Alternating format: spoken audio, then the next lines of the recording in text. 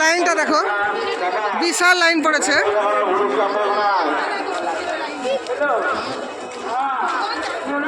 দেখো পুজো দেওয়ার বিশাল লাইন, কি লাইন দেখো।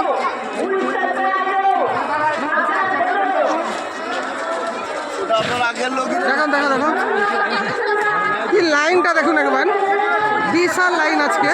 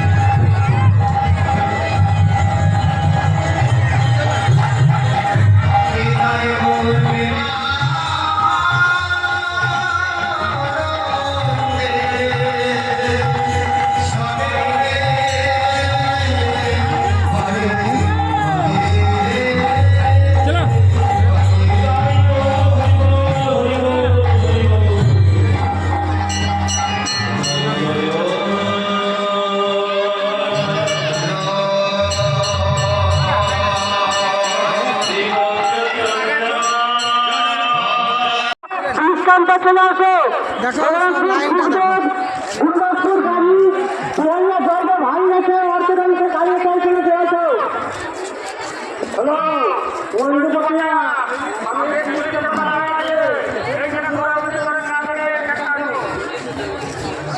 অসংখ্য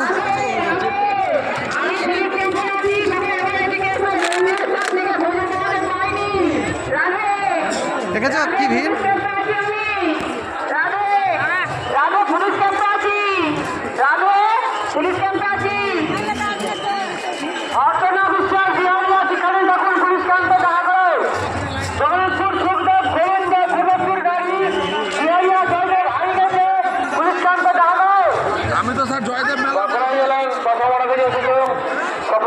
দেখো কি ভিড়, কি ভিড়, শয়ে শয়ে ভক্তবৃন্দ আসছে। ভিড়টা একবার দেখো, দেখো কি অবস্থা, দেখো কি অবস্থা, বিশাল ভিড়। দেখো দেখো দেখেছো, একবার কাতারে কাতারে লোক বন্ধুরা। দেখো কি ভিড়, কি ভিড়। বিভিন্ন আশ্রম গড়ে উঠেছে, প্রায় 300-র উপরে আশ্রম আছে।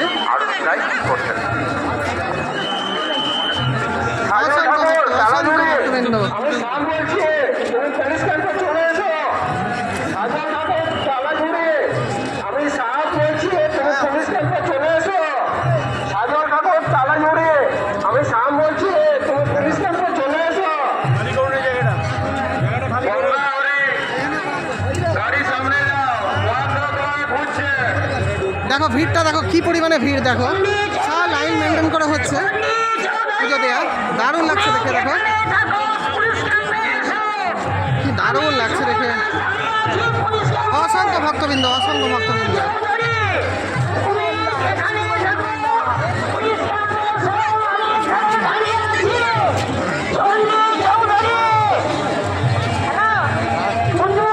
দেখো এটা জয়দেবের তিলোত্তম সেবাশ্রম। চলো এখানে একটু দেখি, ভেতরে ঢুকি। জয়দেবের মেলা উপলক্ষে এবং সেই সাথে মকর সংক্রান্তি স্নান উপলক্ষে আজকে বীরভূমের কেন্দ্রবিন্দু গ্রামে অসংখ্য ভক্তবৃন্দের দল এসে উপস্থিত হয়েছে। তা আমি এখন তিলোত্তম আশ্রমের ভিতরে তোমাদেরকে আক্রান্ত দেখাই।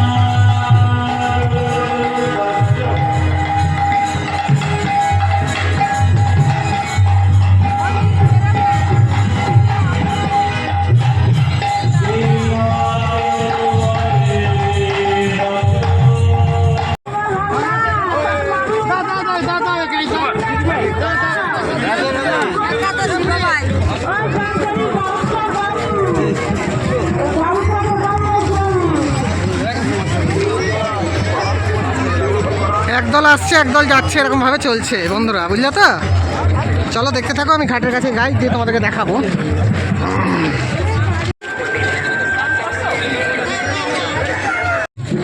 এই যে মূর্তিগুলো সব তৈরি করা হয়ে গেছে, যেগুলো আগের দিন এসে দেখিয়েছিলাম আমি। মায়ের মূর্তিটা কি সুন্দর লাগছে দেখো। জয় মা।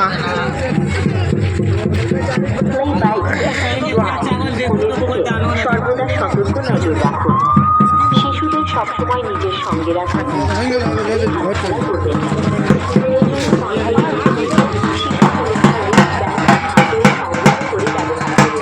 জয় মা। চলো সবাই দান ধ্যান করছে, একদল আসছে একদল যাচ্ছে বন্ধুরা।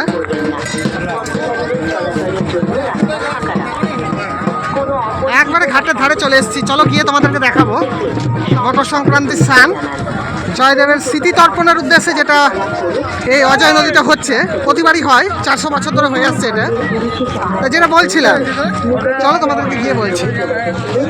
কৃষ্ণবদ্ধ, কি সুন্দর লাগছে গো মূর্তিগুলো দেখে, দারুণ লাগছে। আসা যাওয়ার রাস্তা দখল করবেন না। পথচারীদের চলাচলের জন্য রাস্তা ফাঁকা রাখুন। চলো একটু ঘাটে যাই, গিয়ে দেখাচ্ছি। পুলিশকে জানান কোনো প্রকার অসামাজিক কার্যকলাপ করে মেলার পরিবেশ নষ্ট করবেন না। যে কোনো ধরনের পুলিশের এই সেই অজয় নদী চলে এলাম এখানে বন্ধুরা। জয়দেবের স্মৃতি তর্পণের উদ্দেশ্যে প্রচুর ভক্তবৃন্দ আজকে এসছে দেখো। মকর সংক্রান্তি, দিন বড় রাত ছোট। সূর্য মকর রাশিতে ধনু রাশি থেকে প্রবেশ করেছে। মকরের অধিপতি শনি, সূর্যদেব হচ্ছে তার বাবা। আজকের দিনে 1 মাস থাকবে সূর্যদেব শনির ঘরে এবং ভক্তদের সমস্ত কামনা বাসনা পূরণ করবে। একটু মাথায় জল দিয়ে নি বন্ধুরা।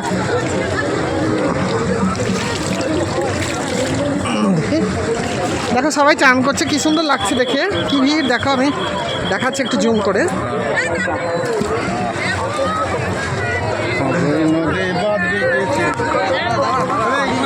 অজয় নদীর তীরে বীরভূমের কেন্দ্রবিন্দু গ্রাম, সেইখানেই 12শ শতাব্দীতে জন্মগ্রহণ করেন কবি জয়দেব। লক্ষণ সেনের পঞ্চরত্নের মধ্যে তিনি ছিলেন একজন। চলো তোমাদেরকে দেখাই, দেখাতে দেখাতে নিয়ে যাই আর বলতে বলতে থাকি, তোমরা দেখতে থাকো। যে আচার্যজন ছিলেন শরণ পণ্ডিত গোবর্ধনাচার্য, ধৈ উমাপতিধর, তা আরও বেশ কয়েকজন তার সভাপতি ছিলেন, যেমন পণ্ডিত হলায়ুধ মিশ্র। অনেকে মনে করেন যে তিনি লক্ষণ সেনের সভাকবি ছিলেন, এবং বেশ কিছু ঐতিহাসিক মহল এটাকে আবার স্বীকার করেন না, কেননা তিনি যে শোকসুভদিয়া গ্রন্থটা লিখেছেন, এখানে অসংখ্য সংস্কৃত শ্লোকের ভুল, কোনোটার সঙ্গে কোনোটার মিল নেই।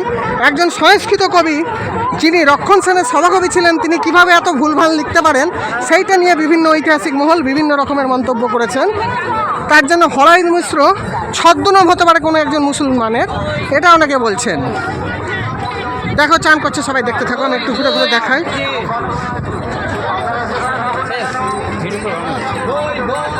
আমরা তো এখানে কালকে আরতি হয়েছিল বন্ধুরা, জায়গাটা তোমাদেরকে দেখিয়ে দিলাম। গঙ্গা আরতি যেটা বলছে ওটাই হয়েছিল কালকে, এখানকার দাদারা সেটাই বললো। চলো তোমাদেরকে গিয়ে একটু দেখাচ্ছি। খুব সুন্দর জায়গাটা গো, আমার দারুণ লাগলো। এবার প্রথম এলাম আমি, মানে মকর সংক্রান্তির দিন প্রথম এলাম। বাথরুমের ব্যবস্থা করা হয়েছে পুরুষ এবং মহিলাদের আলাদা আলাদা, মেলা উপলক্ষে। খুব সুন্দর লাগছে দেখে গো, ব্যবস্থাগুলো খুব সুন্দর, বুঝলে তো এখানকার প্রশাসনের। আমি যেটা দেখলাম খুব সুন্দর ব্যবস্থা, খুব ভালো লাগলো দেখে আমার। প্রশাসনের ব্যবস্থাগুলো খুব ভালো লাগলো দেখে। সবাই চান টান করছে বন্ধুরা, তোমাদেরকে একটু দেখালাম। হ্যাঁ, গোবিন্দর মধ্যে টোটাল 12টা স্বর্গ আছে বন্ধুরা, এবং এক একটা স্বর্গের এক এক ধরনের নাম, যেমন মুগ্ধ মধুসূদন, অখিলেশ কেশর, স্বচ্ছ সরোবর, এরকম ধরনের তোমরা আরও 9খানা নাম পাবে। ঠিক এইরকমভাবে তৈরি হয়েছিল আধুনিককালে মাইকেল মধুসূদন দত্তের মেঘনাদ বধ কাব্য। এখানেও কিন্তু আমরা টোটাল 12টা স্বর্গ পাই।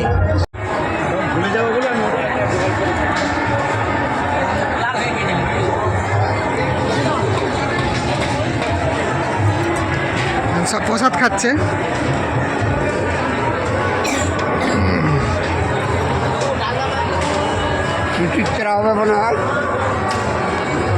বন্ধুরা, ভাষ্যকার সুকুমার সেন তার বাংলা সাহিত্যের ইতিবৃত্তে লিখছেন যে এই গীতগোবিন্দম কাব্যটা পাঁচালি আকারে আসরে পরিবেশন করা হতো। এটা ছিল এক ধরনের গেয় সাহিত্য।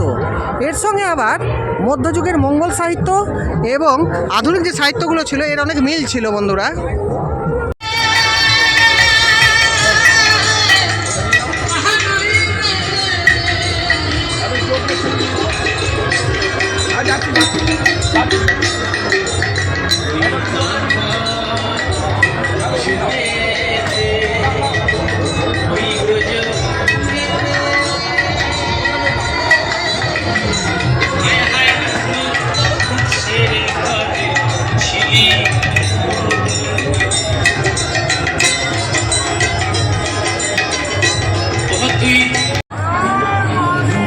হর হর মহাদেব। जय माँ कामाख्या, जय माता, जय शिव गोरखनाथ, जय महाकाल। কিছু বলেন আজকের মেলার जय बाबा भूतनाथ, जय माता रानी की जय, जय राधे गोविंद की। हर महादेव।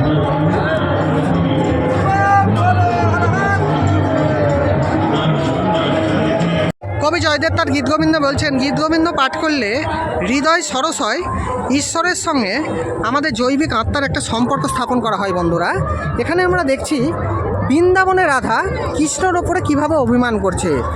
রাধা যখন বৃন্দাবনে, কৃষ্ণ তখন তাকে ছেড়ে দিয়ে অন্যান্য সখীদের সঙ্গে লীলা করছে। জয়দেব কি সুন্দর গীতগোবিন্দমে ফুটিয়ে তুলেছেন দেখুন। সেই কথাটা যখন রাধা জানতে পারে, কৃষ্ণ সম্পর্কে রাধার খুবই রাগ হয়। সেই রেগে তিনি এতটাই ক্ষেপে যান যে সখীকে তিনি প্রচণ্ড পরিমাণে উল্টোপাল্টা বলেন। সেই কথাটা সখী গিয়ে কৃষ্ণকে বলেন। কৃষ্ণ তৎক্ষণাৎ রাধার কাছে আসেন এবং তাকে বিভিন্নভাবে মানাবার চেষ্টা করেন। এই মানানোটাই, তার এই যে মান অভিমান রাধার, এটাই গীত গোবিন্দমে খুব সুন্দরভাবে কবি জয়দেব তুলে ধরেছেন। লাস্টের দিকে তিনি যখন শ্রীকৃষ্ণ রাধার চরণ দুটোকে জড়িয়ে ধরে তার কাছে ক্ষমা চাইবেন এবং রাধা অভিমান করে সরে যাবেন, সেই কথাগুলি কিন্তু গীত গোবিন্দমে লেখেননি। তিনি চলে গেছিলেন চান করতে, সেটি জয়দেবের রূপ ধরে ভগবান শ্রীকৃষ্ণ গীত গোবিন্দমে রেখেছিলেন। সর গরল মণ্ডলম মম শিরসি খণ্ডলম দেহি পদ পল্লব মুদারম। কবি জয়দেব গোস্বামী তার গীতগোবিন্দ বলছেন যে গীতগোবিন্দ পাঠ করলে নাকি হৃদয় সরস হয় এবং দেহ আত্মার সঙ্গে জীব আত্মার একটা সুন্দর সম্পর্ক স্থাপিত হয়। এবং এই কাব্যের 12টি স্বর্গ, 80খানা শ্লোক এবং 24টি গান আমি আগেই বলেছি আছে। বন্ধুরা, ভাষ্যকার সুকুমার সেন তার বাংলা সাহিত্যের ইতিবৃত্তে লিখছেন যে এই গীতগোবিন্দম কাব্যটা পাঁচালি আকারে আসরে পরিবেশন করা হতো। এটা ছিল এক ধরনের গেয় সাহিত্য। দেখো কত ভক্তবৃন্দ এসেছে, চলো চলো। তাই আগে আমাদের জানতে হবে ওই ক্লিন শব্দের অর্থটা কি, বা করজনে মিনতি করছি আমি অন্যান্যদের মতো নয়। এই বীজ মতো প্রকাশ্যে বলা যায় না। এর 3 রকম অর্থ আছে। একরকম অর্থ বলে যাচ্ছি, যদি কারো জানার বাসনা থাকে আমি 19 নম্বরে আছি। একরকম অর্থটা বলে যাচ্ছি, বাকি দুটো কত ভক্ত কাঁদেন। আর তুমি কি না এই রাজপথে দাঁড়িয়ে দান চাইছো, ঘর চাইছো। হে গৌর ভক্তগণ, আমার ভক্তিমতী মায়েরা, কোনো এক ব্যক্তি যদি মনে করুন সম্মানীয় ব্যক্তি, খুব সম্মানীয় ব্যক্তি, ধরে নেব আমাদের ভারতবর্ষের প্রধানমন্ত্রী যদি এই জয়দেবের রাস্তায় দাঁড়িয়ে লাঠি নিয়ে যদি বলে 5 টাকা দাও, হয়ে 10 টাকা দাও, হয়ে আচ্ছা ভালো লাগবে? ভালো লাগবে কি? ভালো লাগবে না।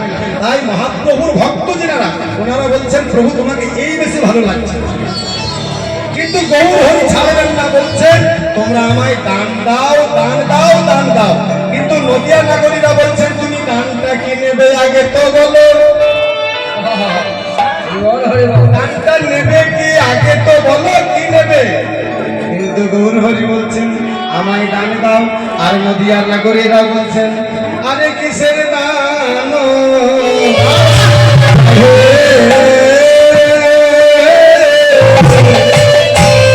কিসের দান চাহে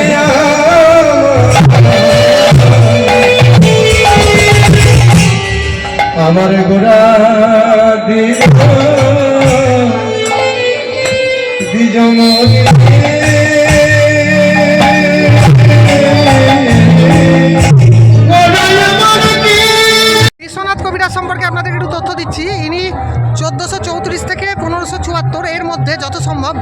গঙ্গাবংশীয় শাসক মহারাজা চতুর্থ নরসিংহদেব এবং চতুর্থ ভানুদেবের আমলে সাহিত্যের শিখরে পৌঁছান। তার উল্লেখযোগ্য কাব্যগ্রন্থ হচ্ছে এই সাহিত্য দর্পণ। এখানে তিনি দেখিয়েছেন আর কি সংস্কৃত অলঙ্কার এবং নন্দতত্ত্বের উপরে লেখা যে বাক্যম রসনাতক্কম কাব্যম, অর্থাৎ সরস বাক্যই এখানে কাব্য সংস্কৃততে বলা হয়েছে। খুবই ভালো একটা বই, যেটা বিভিন্ন কলেজ এবং বিশ্ববিদ্যালয়ে যারা অনার্স বা পাস নিয়ে পড়ে তাদের অন্তর্ভুক্ত সিলেবাসের মধ্যে। এখান থেকে কিছুটা তথ্য আমি নিয়েছিলাম, আর এই সমস্ত বইগুলো থেকে আমি ভিডিওটা করেছি বন্ধুরা।